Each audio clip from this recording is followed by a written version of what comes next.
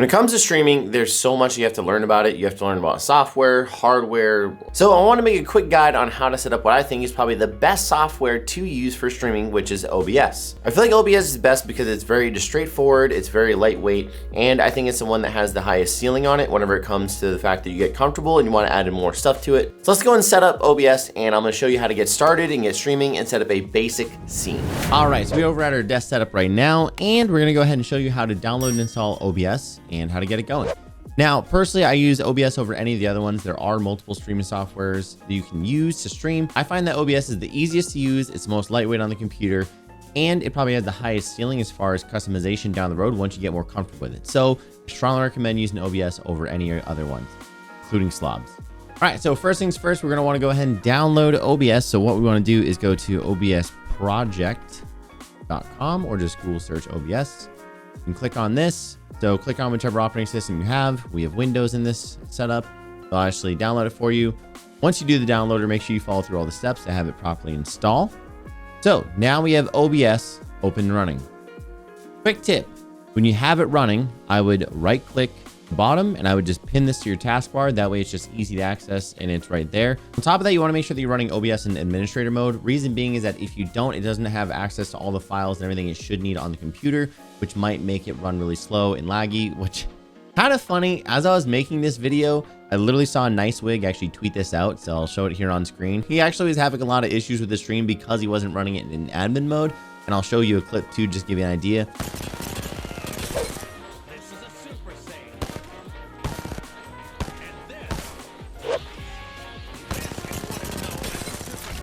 It's going to show it as choppy and kind of like, weird and some of that. So make sure you run it in admin mode. The way that we do that is we actually right click down here on the bottom of the screen.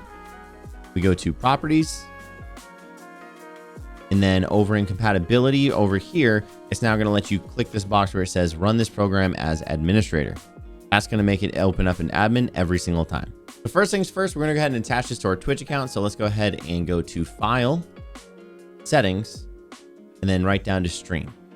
Now, as I'm going through this, I'm only going to talk about things that are really important. There is a lot of stuff in here, but you don't need to know all of it. Again, just eventually down the road, you might want to learn it. But for now, let's just focus on the basic and get you up and running and streaming. So up here, you want to choose what service you're using. We're going to do this based off of Twitch, but they do have other pieces in here that you can stream to.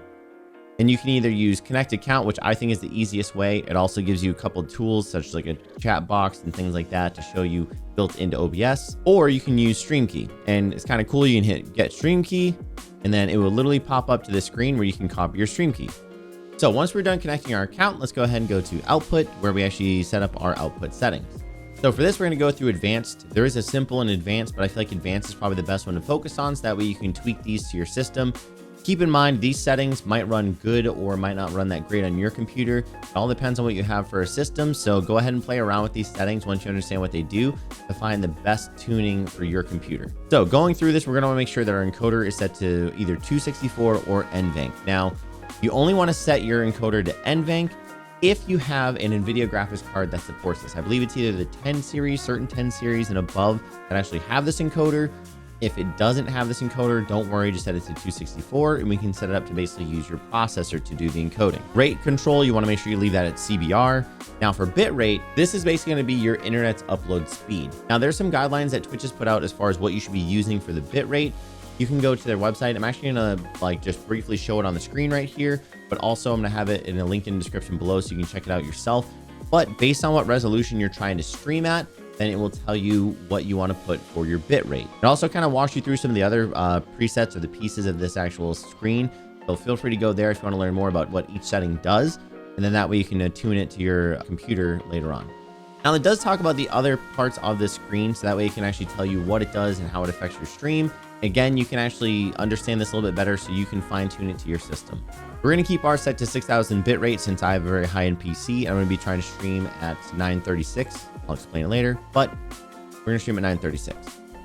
Keyframe intervals, you just want to set that to 2. CPU usage, you'd want to either set this to medium and then or faster. Now, the faster you set your CPU usage, it basically means that it is going to be less quality, but it's going to weigh less on the actual CPU. So if you're having an issue where the game is not running at the right FPS that you're trying to run it at, if you're having problems where your stream is stuttering, then this is something to look into. I was going to say you might want to slow this down, but You might want to speed this up if you're having problems with it, or if it's fine, just leave it at medium. For profile, we're just going to keep it at main. Tune, we're going to leave it alone. And then options, we're just going to leave that alone. Then we're good to move on to the next section. Now, one other tab in here that I do want to point out is audio. You don't have to do this, but in case you want to, you can change your audio bitrate from 160 to 320. All it does is just give your audio more bitrate to use for upload. This shouldn't weigh on your performance at all. It shouldn't really cause problems, but you can try it out for 160. And if you're running it fine, then try 320 and see if it makes a difference for you. And then next, I just want to briefly go over the audio tab on the left-hand side right here. So for this is where you probably want to add in like your mic and stuff like that too. So if for some reason when you plug in your microphone, you don't see it in the actual OBS screen in audio mixer, then you want to make sure you go here and make sure it's enabled. And then same thing goes to your desktop audio. It will also show up underneath here. The reason why I'm only showing one is because I'm using a Go XLR, but just know that you should have a desktop audio and you should also have your mic audio here as well. And this is how you can add it in if you don't see it. All you have to do is just click on one of these tabs and it will show you your different options that you have as far as your microphones that you can add in here. So next up is going to be the video tab. This is going to be where we can actually change our scaled output. So we can do a 720p stream, or we can even do the 936 I was talking about. Let's get and take a look at this. So base canvas, this is going to be the base resolution of your monitor, what you're capturing. So if you have a 1080p monitor, leave it at 1080p. If you have a 4K screen, you want to do a 4K stream. If you have a 4K monitor and you want to do a 4K capture, you can do 4K. Just keep in mind that takes a lot more resources to do, but most people can have 1080p, so leave it at 1080p. The next step we're going to talk about is going to be the output. This is going to be how your viewers can watch your stream on Twitch or said platform.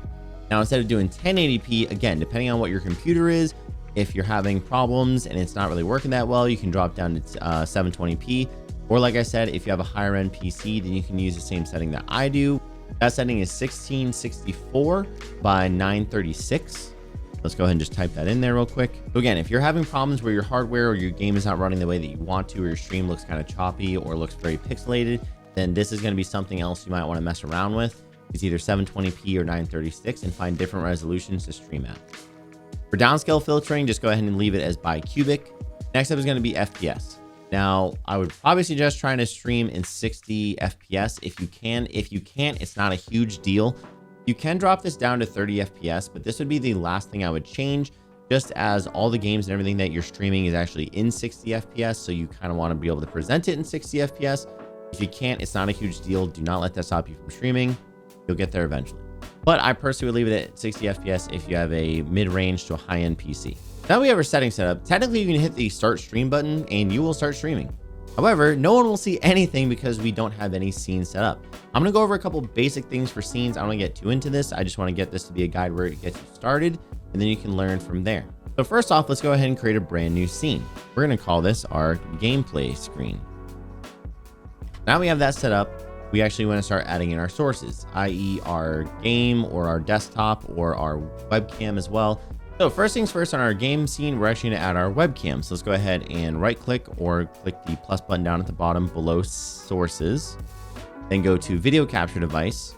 We will call this the C920 because that's going to be the webcam I'll be using this for the demonstration.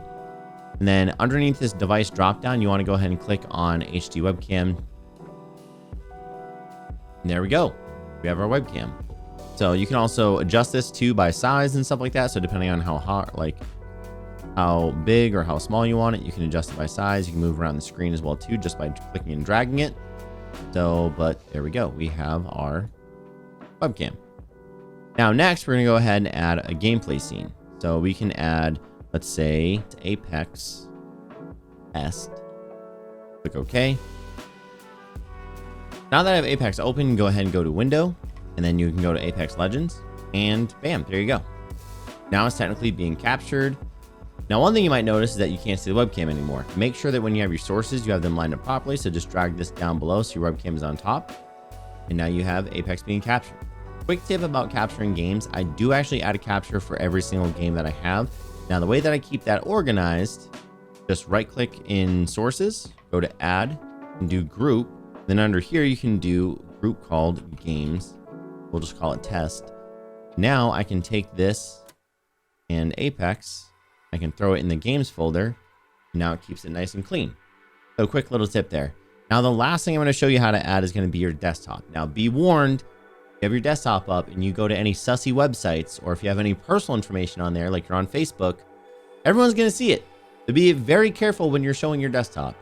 Even two things to think about: if you go to browse a website that you're shopping on, it will show your address. So be very careful with that. The way that you do that is by right-clicking in the sources, go to add, do display capture, and then here I already have Asus main 1, but we can just do third monitor, hit OK.